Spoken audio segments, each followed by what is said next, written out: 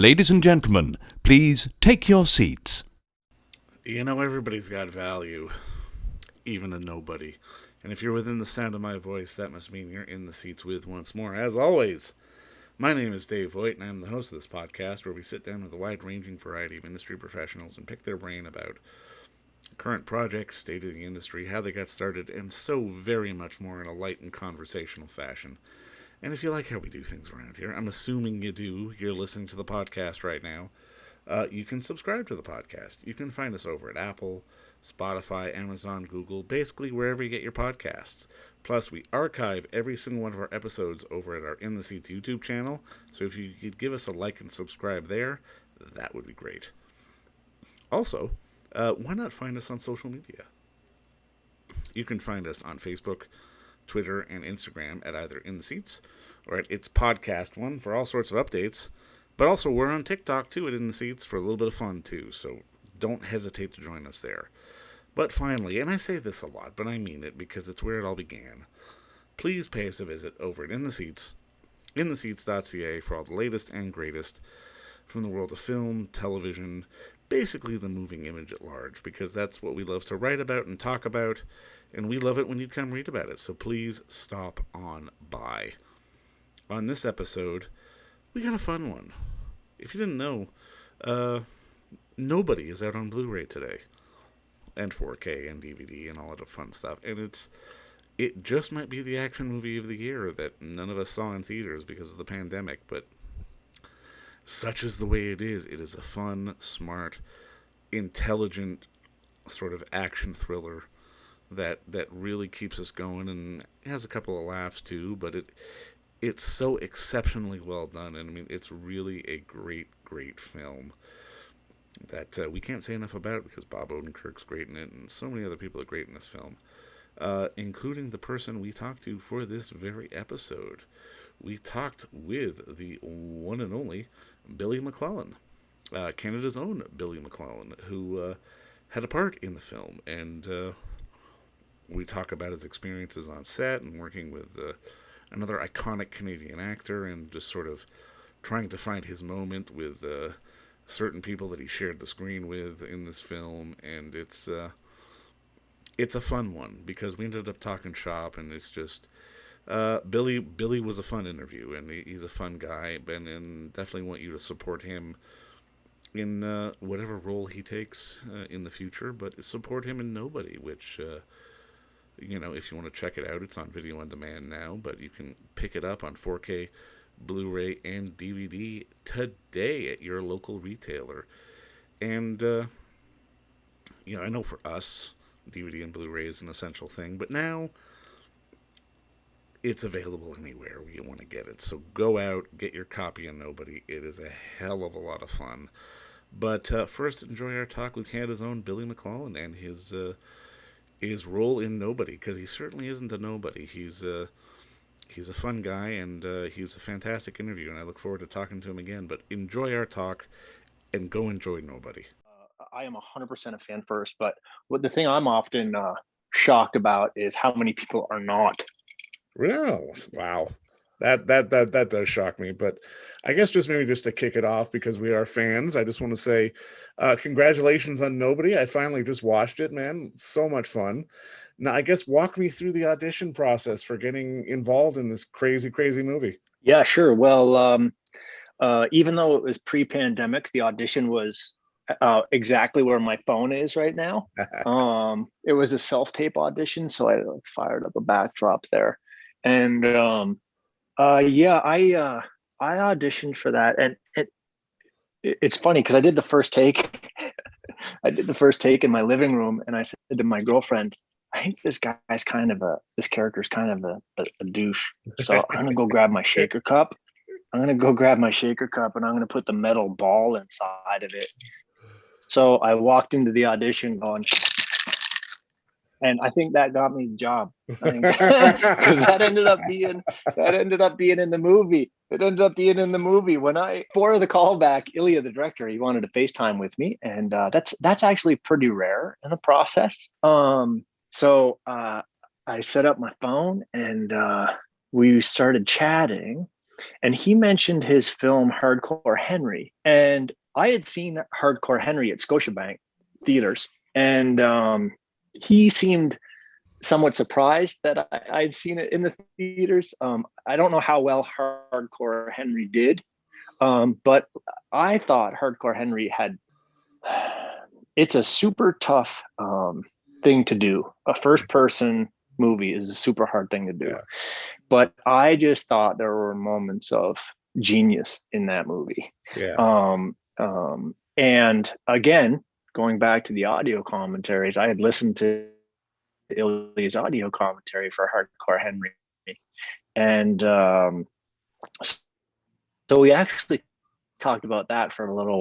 Their career, and you're trying to write this line between like trying to be a professional that they might want to hire, but still just trying to get across the point how much you admire them. Right, it's tough because you don't know how they're going to react. He could have just rolled his eyes and moved on.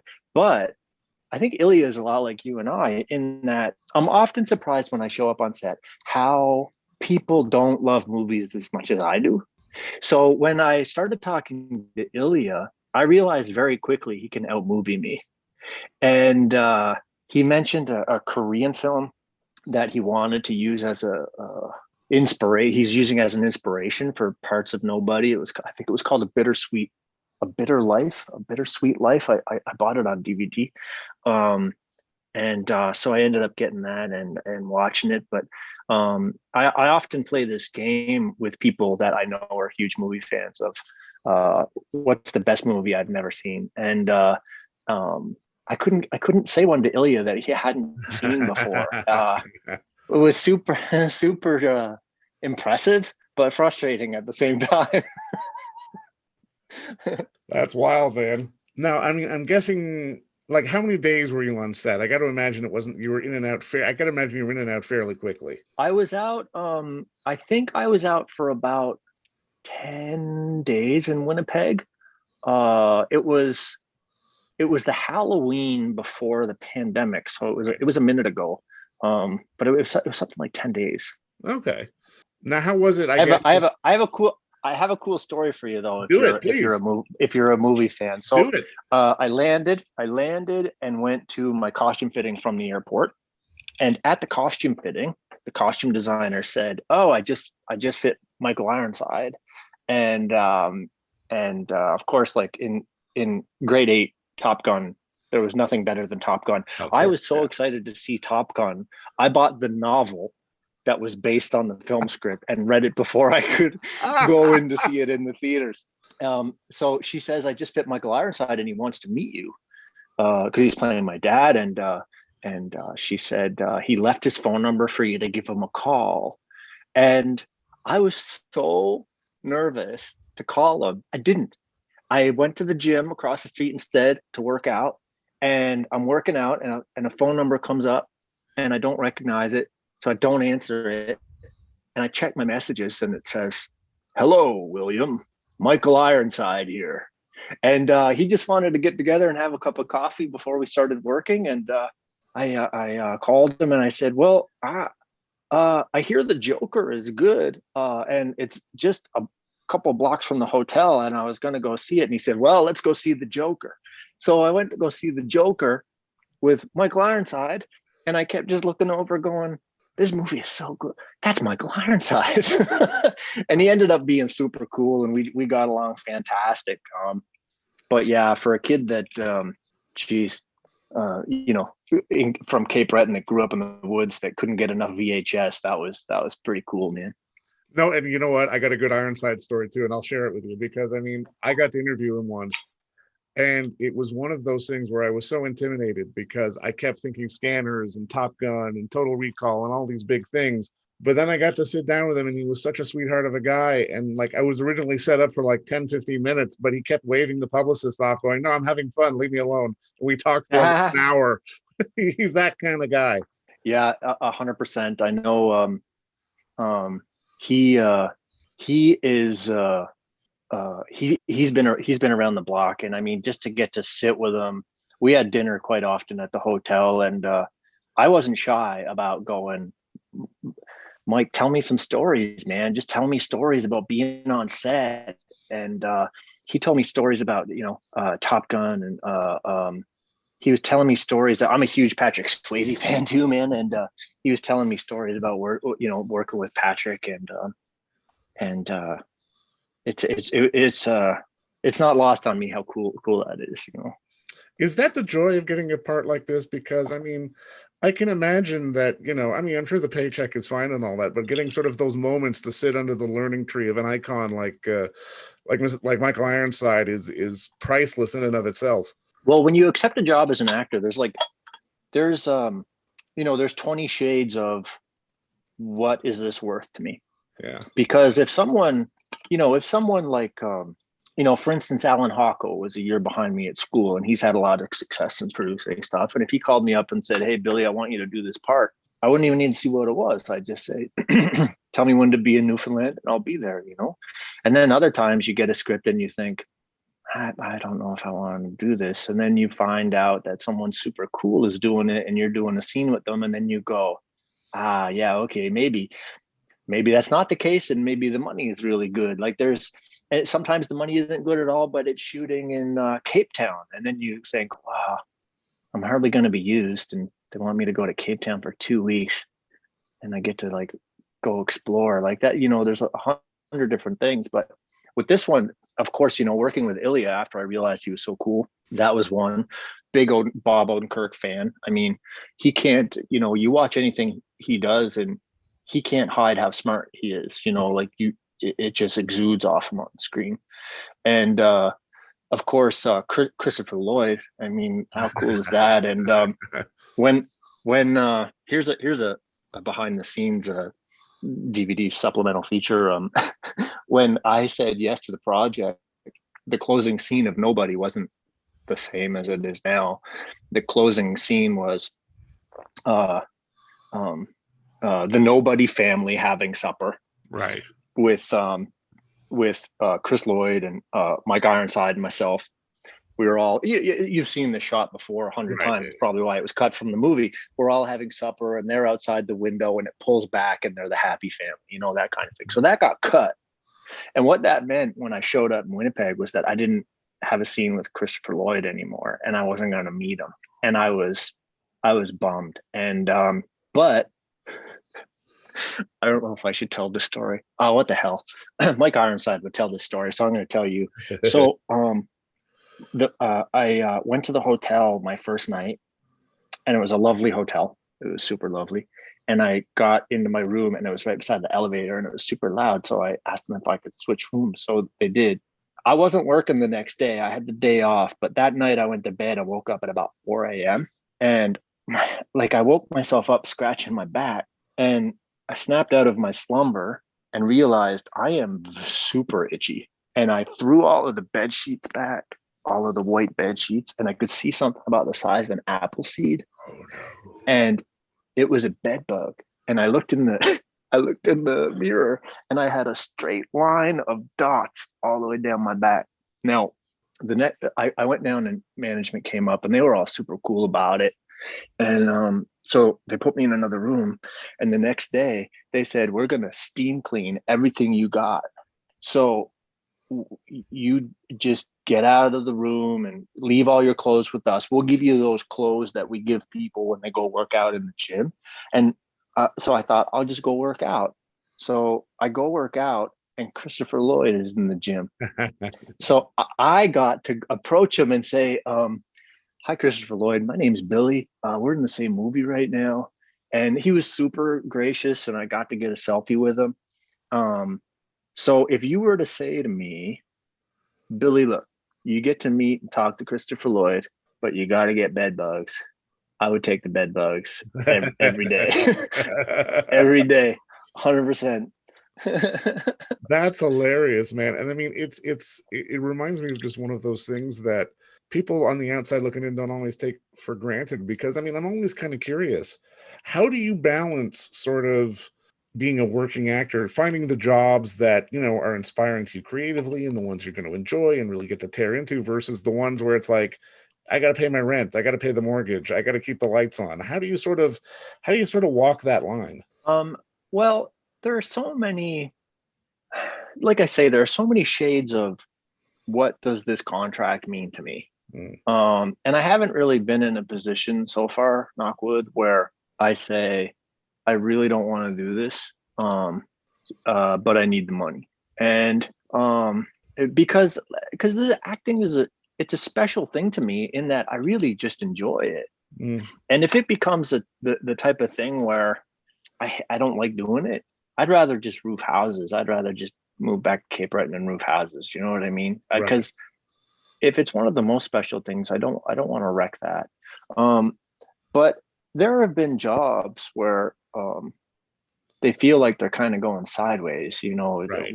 what's happening here? But whenever that happens, you're with a cast of anywhere from half a dozen to 20 people and a crew of 200 people, and you get through it and relationships form. And some of the toughest jobs I've ever had, I'm thinking of one in particular, and I was thinking, how am I going to get through this? This is a long gig and it's super tough. Two people out of that ended up becoming really, really good friends of mine. And in hindsight, you never know. Like, if it wasn't as challenging, would we have bonded in that way, and would we have maintained the friendship that we keep today? So just like the bed bug story, you never know what's around the corner. Like, you might think it's the worst thing in the world that's happening to you, and then you blink and something magical happens. So I've sort of learned that the circumstance doesn't matter. You just got to keep flipping over rocks until you find something shiny. For sure. Now, I got to ask, and this is something I always like to ask, can you think back to sort of the younger days? Was there sort of a pivot point movie for you that made you want to get into the business, or a performance, or anything like that? Well, I was a big Top Gun might be up there. Okay. The Outsiders might be up there. But I mean, it's something that I've always just been such a fan of. But on the entire island of Cape Breton, I didn't know a working actor. So I don't know at what point I thought this can be a real job, like a career. And I ended up going to 3 years of acting school at Concordia in Montreal. And then when that was over, I went to the National Theatre School for 3 more years. And I still don't know at what point the shift happened for me. But I have such a list of films that just stopped me in my tracks, at that age. Anything from, like, I wore out my VHS of Beverly Hills Cop and the Breakfast Club and Raiders of the Lost Ark and Young Guns and Top Gun and The Outsiders and all of that stuff. And I remember years ago hearing this quote. I don't remember who said it. I gotta find it, but he said, the reason why I like documentary films so much is because they teach people how to be human. And I always felt like a kid that I didn't. It felt like most other people in life had an instruction manual, and I didn't get one, and I couldn't figure out. I always thought people knew what they were doing, and I didn't know what I was doing. And for me, movies was that escape of how do things work and how do people work. So yeah, I've just been a constant lifelong fanboy that has spent a lifetime trying to walk closer and closer to movies, and this is just the path that opened itself up for me. That's all. Now, I'm curious from your perspective, like, how do you think, because I mean, you're a Canadian actor, I'm a Canadian, but these days we see so many different shows and so many different productions being made, not just around the world, but in Canada. And I'm kind of curious, from your perspective, what is a Canadian shoot at this stage? Like, what would count as a Canadian production? Because I mean, we can talk I could talk to people who would be sort of bemoaning the lack of sort of Canadian quote unquote jobs. But I mean, if you look at the amount of stuff that's out there now and the amount of people that are working in the industry, there are so many different ways we can sort of label something a Canadian production. Yeah, I don't know. I don't know, because it depends on who's asking the question. There are certain things come award season that I go, why isn't such and such on there? And then I see other productions that are on there, and I think, well, that doesn't make any sense at all.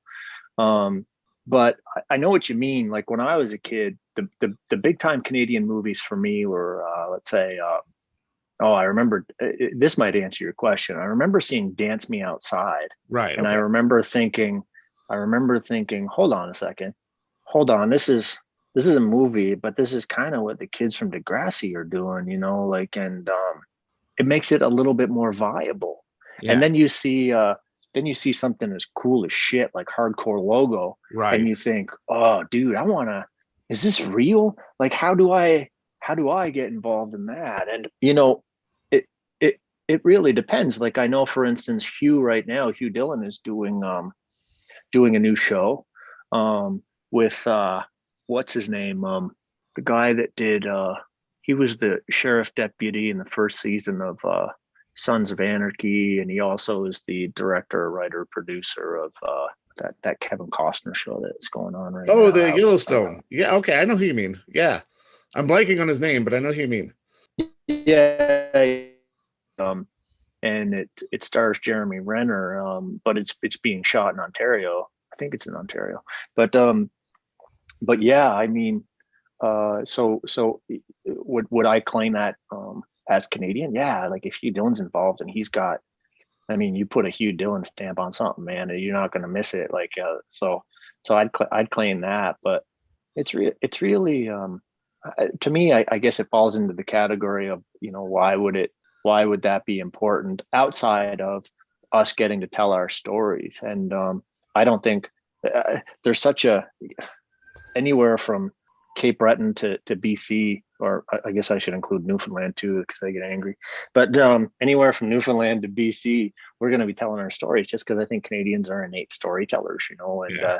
Whether it's the writer or whether it's the costume designer, we're going to get our stamp on stuff if it's done here.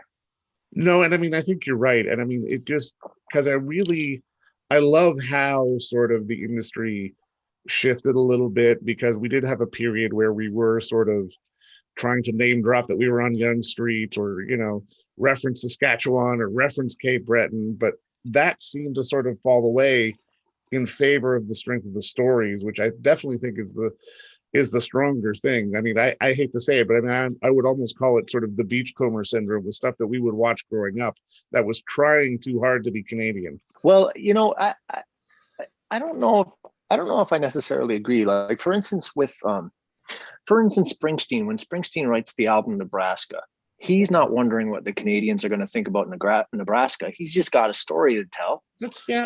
Or like fair. if he sings it, and I don't think Great Big Sea cares either. Like when they would be writing a song between Boston and St. John's, they're just telling a story that, for whatever reason, the muse touched them. And I remember Flashpoint.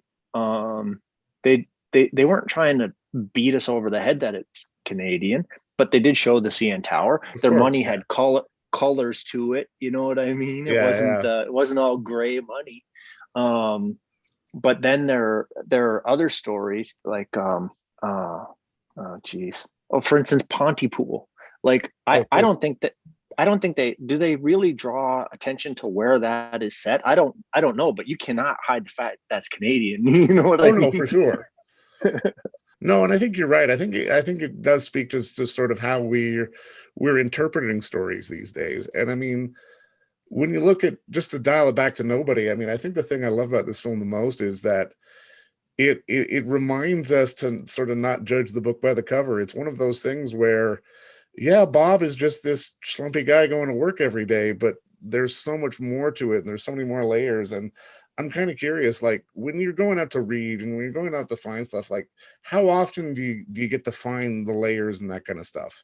I try to find it every single time, because if you don't try to do that, then what you get is a whole lot of, mustache twirling villain, which can kind of just be not interesting. And I mean, you can pick up any acting book or subscribe to any acting school, and that's the first thing that they're going to say is try to find the layers, try to find the contradictions of the character. And it's like every no bad guy thinks they're actually the bad guy. They think they have good intentions, and they're doing things for their benefit or their family's benefit or whatever. So so I try to find that contradiction every time. And with a guy like Charlie from Nobody, he could easily just be seen as the brother-in-law, dickhead. But he has good intentions. His personality gets in the way. Yeah. I think it's that kind of thing. No, and you're right. And you know what? And if you can't find those layers and that nuance in the work, then it's like you said before, you might as well go back to roofing houses in Cape Breton, because what's the point? You've got to. It's a fun job that you need to be able to enjoy first and foremost. Yeah, I mean, unless you're doing like a period melodrama or, well, see, even that doesn't hold true. Like you look at so many anti-hero movies now, and there's always just such a conflict. I mean, geez, look at, to bring it back to the Joker. I mean, it's one of the biggest villains we've had in the last while, and he is just really Arthur is just really a product of his environment. He couldn't have really gone any other way for him. And he is really just a dude that's doing the best with what he has, but the end result is the Joker. That those are interesting to me. If you get a movie like I use this phrase, I call it Transformerism, where if a transformer in a movie is beating the hell out of another transformer and knocking them through buildings and stuff, and there's no stakes, because they can't really die. That's the same deal with like at a certain point of there's a certain point in the Godzilla King Kong stuff where I go like, what are we watching here? But if you take a character like the Joker, or Logan was another fantastic example of a really fallible, is that the right word? Like a hero that you can damage, and that is really fighting hard for one thing, but his heart is really being pulled in another direction. That's where the magic happens. I think once a movie suffers from transformerism, I'm kind of out. Right. I just Yeah. find it hard to get behind the characters. All right, you know what? I think Nobody is a great example of not having that transformerism. It's such a fun and really interesting and fun and a meaningful ride at the end of the day. And I guess just to put a bow on this, I'm going to throw something back in your face. So get ready. What's the best movie? What's the best movie I've never seen? Oh yeah, I have go-tos because I play this game so often. I have go-tos. It's hard to stump me on that one. But I'll even take it a step further. I'll ask you, like you asked me what was the movie that sort of got me into this. Do you have like a go-to answer of what your favorite film or films are? I do, and I'll tell you, it's The Adventures of Buckaroo Banzai Across the Eighth Dimension from back in '84 with Peter Weller and Jeff Goldblum, and John Lithgow. It's this sort of action but comedy and a little bit of sci-fi all rolled into one, and it's one of those movies that I watched and it was gonzo, but I loved it, and I completely bought into it from minute one. Have you seen so what I like to do is I like to find out what people dig and then throw a movie at them, because if I throw something that's not even close to your genre. But did you see The Fall by Tarsem Singh? Yes, I did. That movie is a trip. I love that movie. Yeah, I don't understand why everyone hasn't seen that movie. And fantastic audio commentary, because he raised all of the money himself, him and his brother, and they shot in 22 different countries. It's difficult. It's a difficult watch. I mean, if you don't understand what you're watching, I can understand why people haven't necessarily been sold on it. The little girl as well, her performance is such magic, and it's partially Tarsem Singh's direction, in that she didn't meet Lee Pace in the movie until she met Lee Pace on screen, and she was told that Lee Pace couldn't walk, so he had an assistant that carried him everywhere he needed to go, when he couldn't use the wheelchair to get from point A to point B. They would carry him from the wheelchair into his trailer at the end of the day. And on the last day of shooting, they revealed to the little girl that he could actually walk. Magic. It's magic. Okay, so let me fire another one at you, because you've seen that one. Did you see the shot by shot remake of Raiders of the Lost Ark? The documentary called yes, Raiders. I did. Yes, I did. I even talked to those guys. I like that movie. Was like the dedication for that was so interesting, just to see it all unfold. And I mean, even for, how it, like, with the jumpy cuts, and just, from the final scene that they shot with the airplane, and having an actual scale airplane that they blew up, it was wild to see sort of the emotional dedication to the art of filmmaking, which I think 100%. is the important thing. See, Dave, you're harder to stump. Did you see it et avoir, the French documentary about the one room schoolhouse? No, I haven't. Okay, you got me. Boom. Or there's another fantastic doc, My Flesh and Blood, about the woman that adopts the 11 special needs kids. Oh, I've been meaning to watch that. Yeah. No, that I knew about that one, but the French one I hadn't heard of at all. Yeah, it's quite good. That one's really good. There's another French one that I recommend often out of Quebec called Alphée, Alphee, Alphée des Étoiles, Alphée of the Stars, which is really lovely. But yeah, I could tell, dude, you're a hard dude to stump. Well, you know what, man? Thanks for the time today. This is a lot of fun. And keep doing the good work, man. Keep having fun. Thanks, brother. Keep get some more Christopher Lloyd stories for us. Listen, man, anytime you need something, holler at me, okay? You got it, brother. Thanks, Dave. All Take right. care. Cheers. Bye. And don't forget to visit our friends over at Bay Street Video for all your DVD, Blu-ray rental, or purchasing needs this summer, as they are still open for curbside and some mailing delivery as well. Over at 1172 Bay Street, Toronto, Ontario, Canada, you can give them a call at 416-964-9088. That's 416-964-9088. Or send them an email at baystreetvideoto@gmail.com for any of your DVD and Blu-ray needs.